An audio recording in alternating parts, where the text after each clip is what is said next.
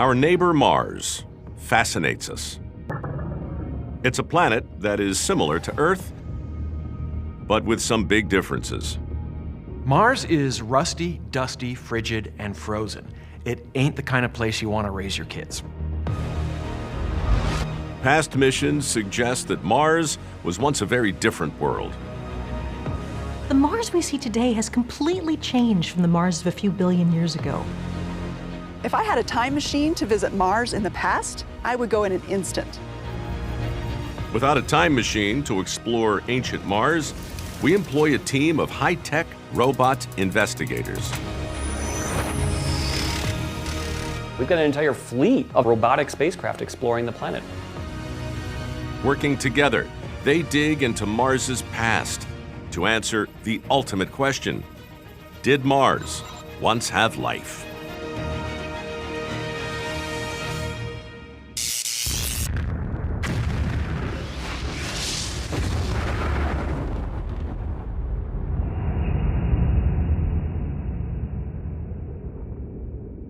February 2021. The newest robot investigator speeds towards Mars, the most advanced rover NASA has ever sent to another world. This is Perseverance. The goal of the Perseverance mission is to look for signs of past life on Mars. First, it must navigate safely to the surface of the planet. Every landing has its own dangers. Because the rover must be autonomous, it has to do everything without our help. Perseverance enters Mars's thin atmosphere at close to 12,500 miles an hour.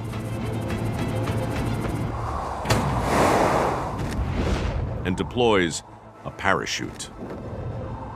Navigation has confirmed that the parachute has deployed, and we are seeing significant deceleration in the velocity. The parachute slows Perseverance to 200 miles an hour. Current velocity is 83 meters per second at about 2.6 kilometers from the surface of Mars. Still too fast to land safely. To prevent a violent impact, the rover must activate the sky crane. When I first saw the sky crane concept, I thought, the engineers are kind of losing it. It seemed to me like a really crazy idea.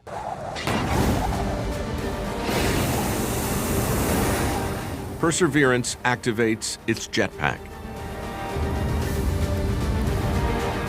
Retro rockets slow the lander's descent to a crawl.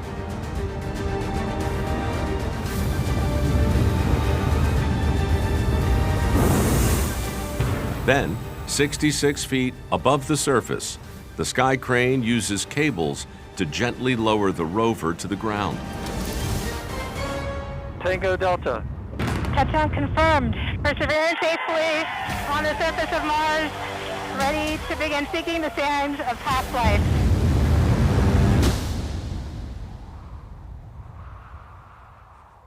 Step 1 in the search for Martian life: find evidence of liquid water.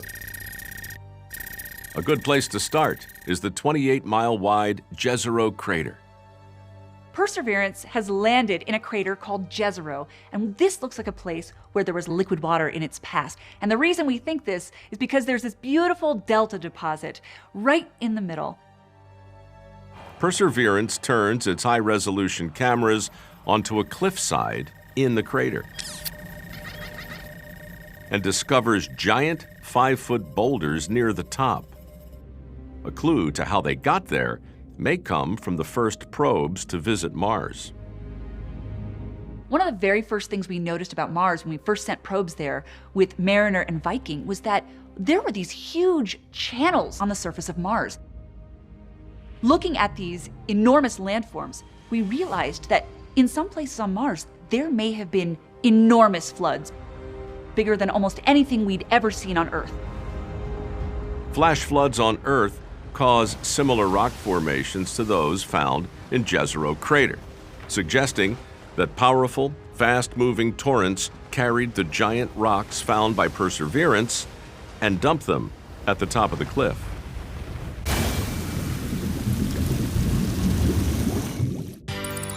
Perseverance is just one member of an elite team of robots patrolling the ground and spying from the air.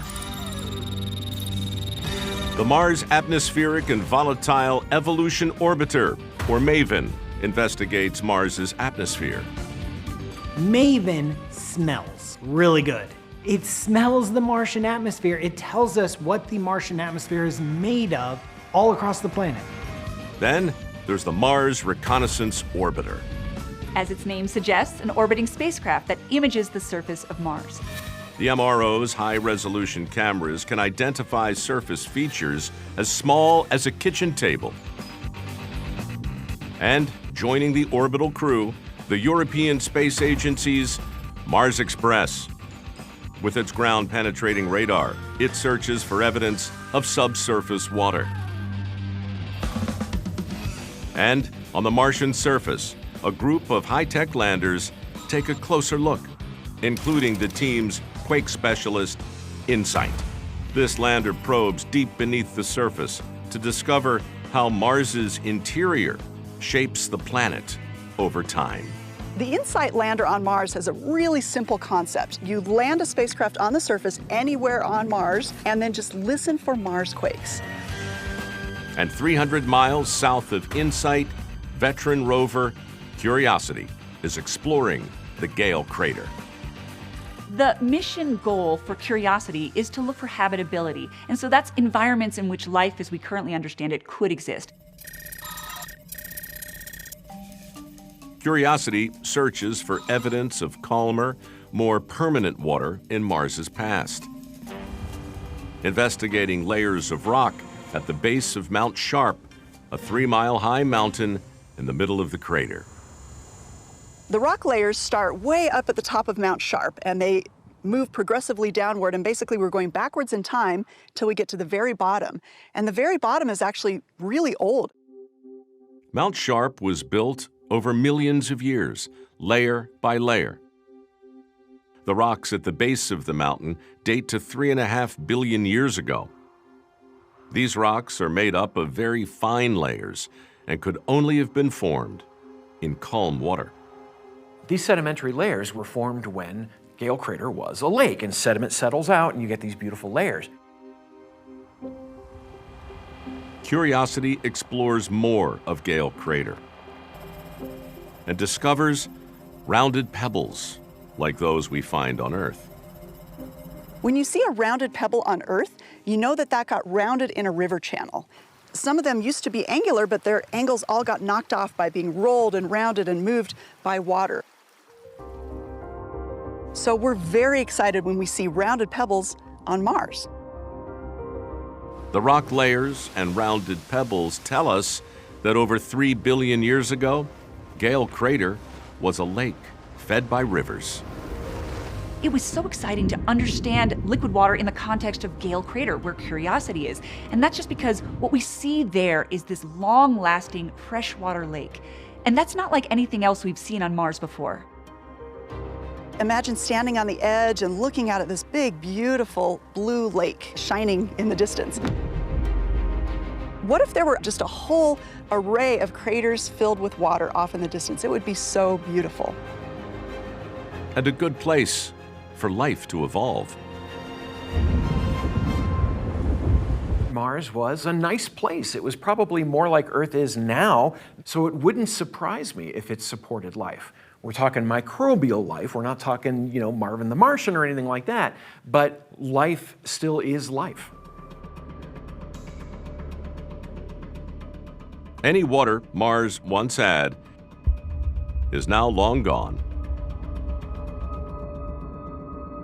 To stay liquid, water needs warmth and atmospheric pressure.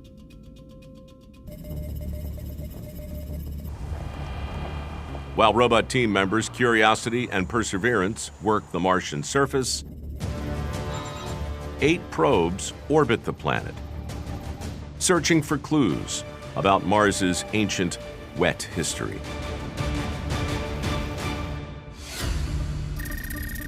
Leading the pack is MAVEN. Its mission? To solve the mystery of Mars's lost atmosphere.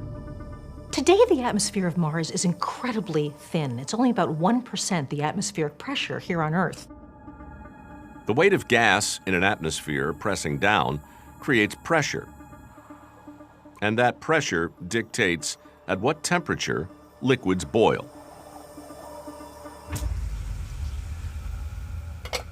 Here on Earth at sea level, the boiling point of water is about 212 degrees Fahrenheit. But up here in the mountains near Denver, we're at a higher altitude. We've got a lot less atmosphere pressing down on us, and so it boils at a lower temperature.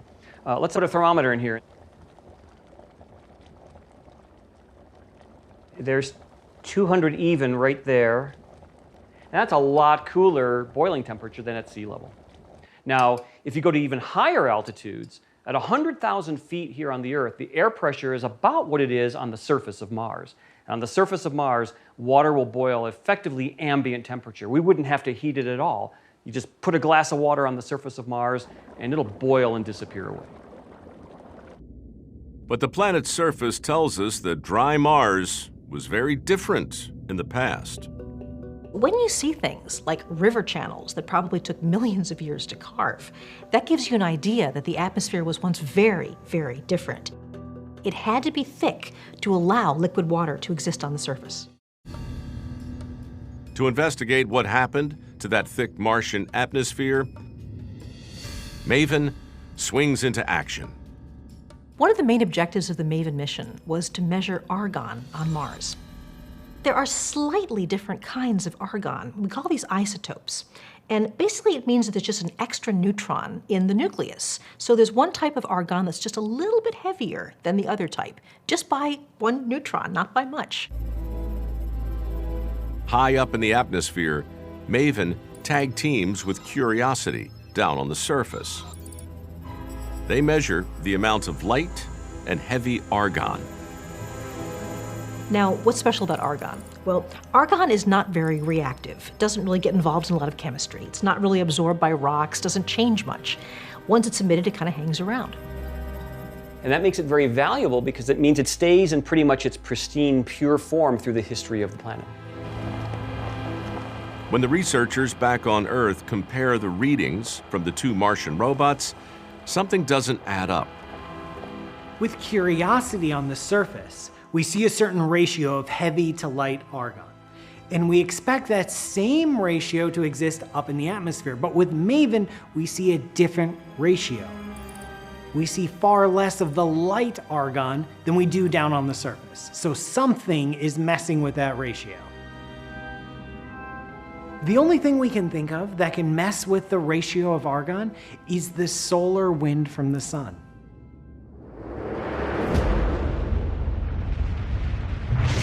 The sun spits out a constant stream of particles called the solar wind. The wind is over 1 million degrees Fahrenheit and travels at up to 500 miles a second. When it reaches Mars, it strips away gases high up in the atmosphere. The lighter the argon is, the higher it gets up into the atmosphere. That means that gets blown away, preferentially, by the solar wind. The heavier argon stays a little bit lower down and a little bit more protected. So when you look at the ratio in the atmosphere of the light argon to the heavy argon, it gives you an idea of how much has been lost over time. MAVEN's data reveals that Mars has lost 65% of the argon from its atmosphere, and the solar wind continues to bombard the planet. The atmosphere of Mars is being stripped away by solar radiation by 1/4 pound every second. This rate of atmospheric loss leads to one conclusion. The solar wind robbed Mars of its once thick atmosphere, and with it, the planet's water. But a question remains. We know that Mars's atmosphere was much thicker in the past, really similar to Earth's. So why is it that Earth's atmosphere is still mostly there, whereas Mars's has been stripped away? Earth has a protector, a magnetic field that shields our atmosphere from the ravages of the solar wind. The Earth's magnetic field is generated deep in the core. There are actually two cores. There's a solid inner core and a liquid outer core. And that solid inner core is delivering heat to the outer core. And as it does this, it causes convection currents. The convection currents pull electric charges around and cause magnetic fields to fold in on themselves. We call this a dynamo, and this is what's capable of generating powerful magnetic fields. The magnetic field forms a protective bubble around Earth that deflects the solar wind away from our planet. Did Mars once have its own force field? To find out, Maven homes in on some ancient volcanic rocks on the Martian surface. It detects faint magnetic traces.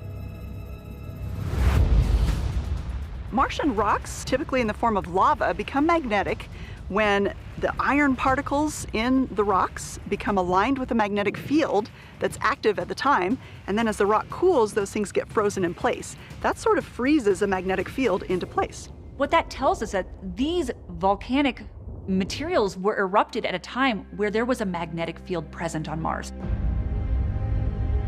Dating the magnetized rocks reveals that Mars had an active magnetic field for almost 1 billion years. This means that the atmosphere of Mars was protected for those billion years. And if the atmosphere was protected, the liquid water was protected. And if that liquid water was a home for life, then that life was protected. But something happened to bring Mars's force field down. To discover what, our quake specialist, InSight, is ready to burst open the mystery of the planet's lost protective shield. Robots are rewriting the history of Mars. Now, InSight probes the planet's interior. Its mission? To discover if the secret of the planet's lost magnetic field lies beneath the Martian surface. InSight was developed with the world's best seismometer. This is a really precise, really delicate, really sensitive instrument. And it just was placed on the surface and started listening. 2021. InSight listens for seismic vibrations called Marsquakes as they travel through the planet's interior. It's detected quite a few Marsquakes, but these were very small. But then it detected 2 much larger ones. And these were interesting. Not only were they more powerful, but they were coming from the direction of Cerberus Fossae, which is a very interesting region on Mars. The magnitude 3.1 and 3.3 quakes came from Cerberus Fossae, a series of trenches that stretch for 750 miles across the Martian surface. Some fissures cut through impact craters that are only a few million years old. This means Cerberus Fossae must be younger. InSight teams up with the Mars Reconnaissance Orbiter, flying hundreds of miles above. This eye in the sky spots an ancient lava flow spreading out over a 3-mile area. Dating of the flow reveals that it's recent. The Mars Reconnaissance Orbiter spotted in the Cerberus Fossae region some lavas that appear to be about 50,000 years old. This is crazy young for Mars. Mars has been around for billions of years. 50,000 years is nothing. Humans were around on Earth that long ago, so this is really recent. Looking closer at these images, scientists learn this explosion was most likely a violent pyroclastic eruption. A pyroclastic flow is kind of like taking a soda can and shaking it up and opening it up, right? There's dissolved carbon dioxide in the liquid, and when you open it up to the atmospheric pressure around it, that gas expands rapidly and you wind up getting a face full of soda. Imagine now that your can of soda is 5 miles high and 3,000 or 4,000 degrees. The Cerberus Fossae eruption was really pretty big. was a 20-mile long fissure that opened up, and then a huge jet erupted out of that. It probably went tens of miles up into the sky and then blanketed an 8-mile region all around it. Based on the fact that we had these 2 Mars quakes recently, plus the evidence of the volcanic eruption just 50,000 years ago, I mean, now we cannot say that Mars is dead. We have to say Mars is active. A volcanically active Mars suggests its interior may still be warm. If it is, why did the planet's magnetic field die? InSight probes deep into the interior of the red planet using vibrations from small Mars quakes. InSight uses these to kind of construct what the interior of Mars was like, because these waves bounce off different layers inside the interior of Mars in different ways. InSight's seismometer builds a picture of Mars by completely redrawing the map of the interior of the planet. It turns out the crust is thinner than we thought. It's only 12 to 23 miles thick. So there's this whole picture of Mars that is unfolding in front of us that is vastly different than we ever predicted. InSight's new and improved layout of Mars reveals a 969-mile deep mantle surrounding a metal-rich core. New analysis of data from InSight reveals the size of the core of Mars, and we haven't had this before. It's so exciting. It's about 1,100 miles in radius. This is a little more than half the radius of the body, which is pretty big and is much bigger than we expected for the size of the core of Mars. Mars's larger core makes up about a quarter of the planet's mass, and InSight's journey to the center of Mars reveals another surprise. We have always thought that the core of Mars was long since solidified and wasn't warm at all. And InSight is now showing us that actually, part of the core is probably still molten, which is shocking. There's a liquid core at Mars. I mean, this is crazy. Data from past missions may help explain why Mars's core is still liquid. Scientists discovered high levels of sulfur in the crust. Mars seems to have a bit more sulfur, at least in the surface, than Earth does. If we extend that composition to the core and add more sulfur to the iron-nickel core, that would actually reduce its melting temperature, making it possible for this core to be molten today. We thought that Mars lost its magnetic field when the core cooled and solidified. A molten core changes everything. Well, how can we explain this lack of a magnetic field at Mars, even though there's a liquid core? Well, in order to have a magnetic field, you need the fluid to be moving and rotating and convecting. Over time, as Mars lost heat and cooled down, its core stayed molten, thanks to the sulfur.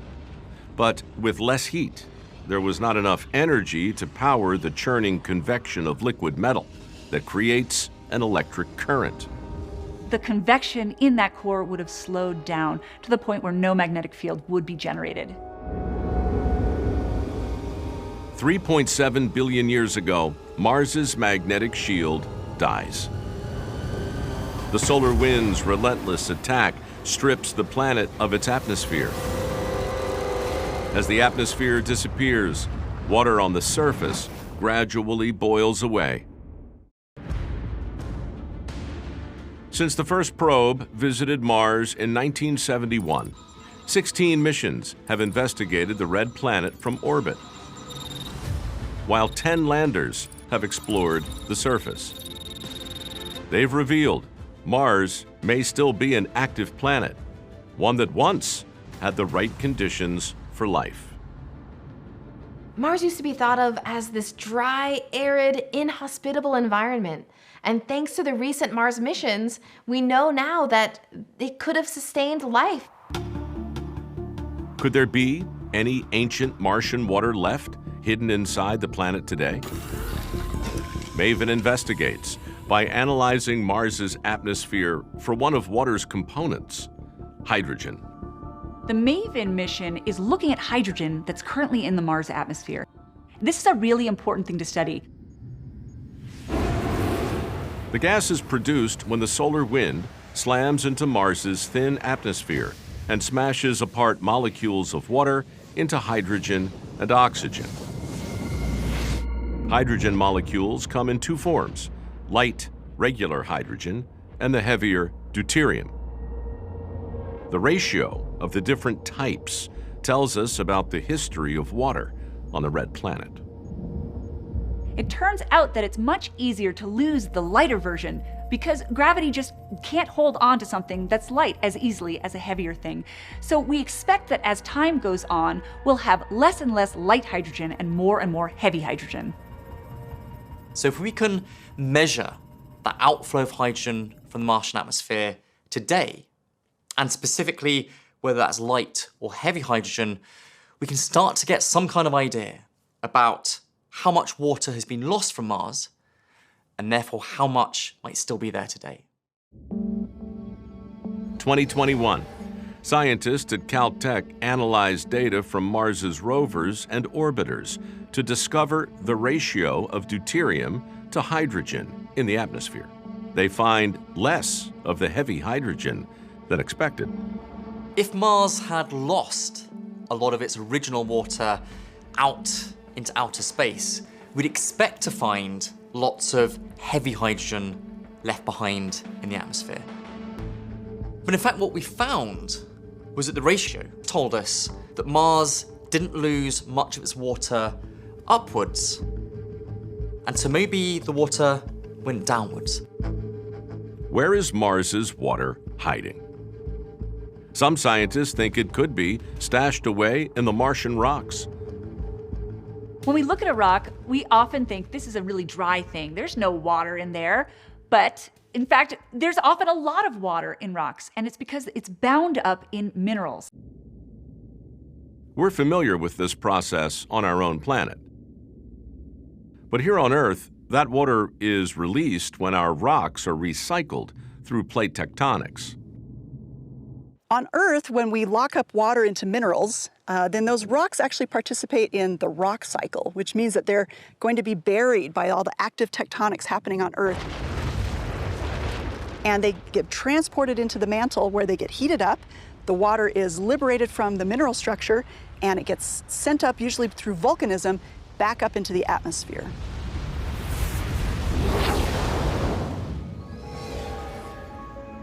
Mars doesn't have plate tectonics, so there's no easy way to free the water. But this trapped water in the Martian crust could potentially provide a good water source for future human missions to the planet. If all that water is still there, this might give us a lot more opportunities for the future exploration of Mars. Having a lot of water trapped in the Martian crust could be useful for the first human habitats and colonies to use that water on the Martian surface. Changes in the crust can drive these minerals to suck up huge volumes of water, equivalent to a global layer over 300 feet deep. Researchers estimate that as much as 99% of Mars's water could be locked away below the surface. And Mars hides water in other ways too. Enter the European Space Agency's orbiter, Mars Express. Probing 1 mile beneath the Martian South Pole, it finds a secret store of water. Really excitingly, we've discovered a system of lakes beneath the Martian polar ice cap. Lakes of what appears to be liquid water. Now, these lakes are not very deep. They're probably only a couple of feet deep, maybe in some places even a couple of inches deep, but they're quite large. Some of these are about 20 miles across. And there's even some suggestion that these are connected with channels, kind of a system of very shallow Great Lakes near the south pole of Mars. The Martian poles are the coldest regions on the planet. Temperatures can reach 200 degrees below zero. So why is it that underneath this cold ice you might even find liquid water? Well, remember you're actually going down closer into the interior of Mars there, and so that's warm. It's possible that the geologic activity inside Mars is warming the ice from the underneath. But heat from the interior of Mars wouldn't be enough to keep these lakes liquid. The secret ingredient may be salt. If you've ever spread salt on an icy driveway, you'll notice that where the salt hits the driveway, the ice begins to melt. Salt water actually freezes at a much lower temperature than water that's fresh. So if it's salty water, it could actually stay liquid at lower temperatures. We still aren't 100% sure that the lakes are completely liquid. Some scientists think they could be lakes of frozen clay. Until we have a rover that can explore beneath the poles, we won't know for sure. The only real way we can tell for sure is to send some kind of mission that drills right down through that polar ice and samples what we find at the bottom.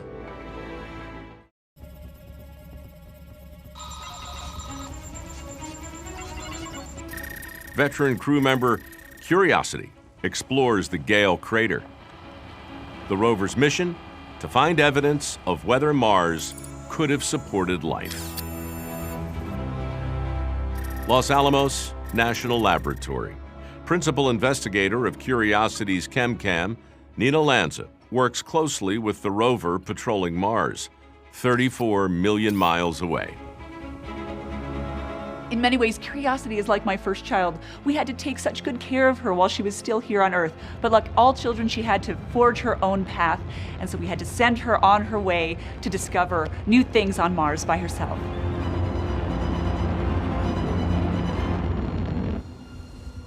ChemCam uses a precision laser that analyzes the chemical composition of Martian rocks. We have a laser that we focus onto a target up to 23 feet away, and we vaporize a little material. And then we look at the light made by this vaporized material and figure out what elements are in the rock. Working with an instrument like ChemCam is really a childhood dream come true because I was always hoping to work on a spaceship, and today I work on a spaceship with lasers. How cool is that? With their long-distance teamwork, Nina and Curiosity discover rocks with a shiny coating, laced with manganese. One of the most exciting discoveries from Curiosity in Gale Crater was the existence of high concentrations of an element called manganese. And that's because manganese on Earth is very closely tied to life. Could the manganese of Mars be linked to life forms? To investigate, scientists look at similar coatings called varnish on desert rocks here on Earth. So I have an example here of some rock varnish, and you can see it's actually incredibly dark. It has a lot of iron oxide, manganese oxide, and clay minerals in them. And the rocks can sometimes have none of these things in the rock itself. So the question is, where does this coating come from? Often we find microbes associated with the varnishes, and so possibly these microbes actually help fix the manganese onto the surface. The age of these Earth varnishes may provide a clue to Mars's distant past. Here, they only appear after a significant event in our history, the creation of the oxygen we breathe. A couple of billion years ago on Earth was the Great Oxygenation Event. Basically, the Earth's atmosphere did not have a lot of oxygen in it. It was locked up in minerals and chemicals. Well, some bacteria discovered how to photosynthesize light, how to convert energy from light into their metabolism. And via the chemistry of this, they wound up emitting oxygen. The oxygen was poison to many life forms, so they died out. But others thrived, pumping more and more oxygen into the atmosphere. Oxygen reacts with the manganese, binding it to the rocks. We don't really see these minerals until after the rise of oxygen in the atmosphere, so after photosynthesis. For Mars to have these same manganese varnishes, there must have once been more oxygen in the planet's atmosphere. Is it possible that Mars had a lot of oxygen in its atmosphere in the past and there were wee little beasties processing it?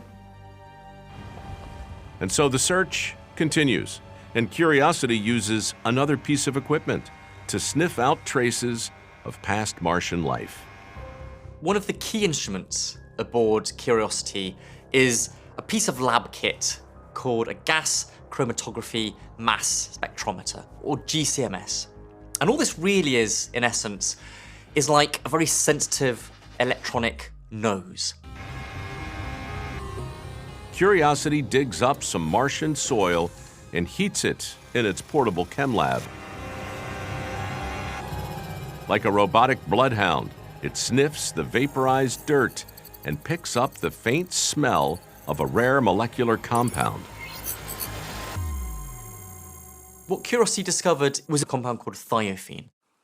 This is interesting because, at least on Earth, thiophene is often found in fossil material, in coal, in oil, as well as stromatolites or microfossils of ancient life in the fossil record. So maybe this thiophene we've now discovered on Mars is some trace chemical fossil of ancient Martian life. Or possibly it was produced by non-biological processes.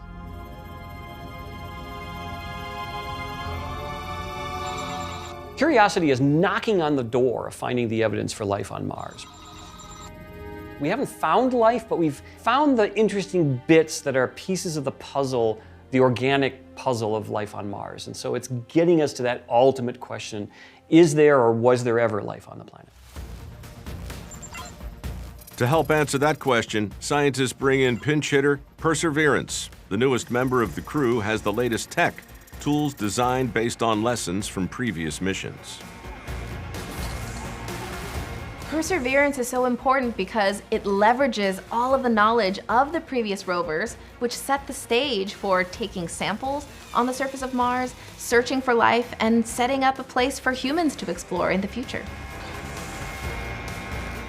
Perseverance gathers rock and soil samples, testing some itself and leaving others to be collected and returned to Earth later. Perseverance is just the first leg of a Mars sample return mission.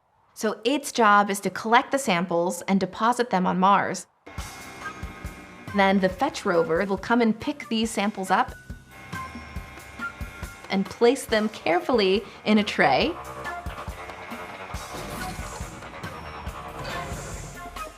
Then it will rove to the MAV, the Mars Ascent Vehicle, and then they'll launch it into orbit. Waiting in orbit is a catcher's mitt that will take that set of samples. It will package it in an Earth return vehicle, and then that will be sent back to Earth. We all are just wanting these samples back as soon as possible, but science takes time. Discovery and returning something back safely takes time and care, and so it's worth the wait. We are just at the beginning of the Perseverance mission. We have so much to learn. But I think all of us would be so thrilled if we could actually find definitive signs of past Martian life. That would be incredible. I don't know what form that would take, but we're going to look for it in every way that we know how.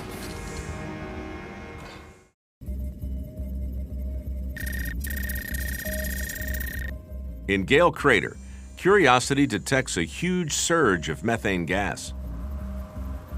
The methane we've detected in the atmosphere of Mars is potentially very, very exciting. Most of the methane in our own air, in Earth's atmosphere, is biogenic. It was released by living organisms. Curiosity's result is exciting because we know that this can't be ancient methane. Methane is really interesting because it has a short residency time in an atmosphere, which means it breaks down very quickly. Whatever is making methane in Gale Crater is doing it right now. Curiosity has detected methane many times before, but this is the largest amount so far. Question is, what created it? Maybe this Martian methane is the first trace we found of Martian life. Microorganisms living deep underground. Or maybe that methane is not biological, but geological. It's methane that's been given off by volcanic processes in the past. The frustration is we can't quite tell the difference between the two just yet. All we can do is continue to sniff the air and document when and where we see it. The picture becomes more intriguing when Curiosity detects oxygen in greater quantities than expected. There's a lot more oxygen on Mars than we had suspected, which is weird in the first place. And the amount of oxygen is changing seasonally. There's something in or on Mars that is adding oxygen to the Martian atmosphere during the spring and summer, and then taking it away during the fall and winter. There is something that is actively controlling the amount of oxygen in the Martian atmosphere. What is that? Most of Earth's oxygen comes from living organisms photosynthesizing, and it changes with the seasons.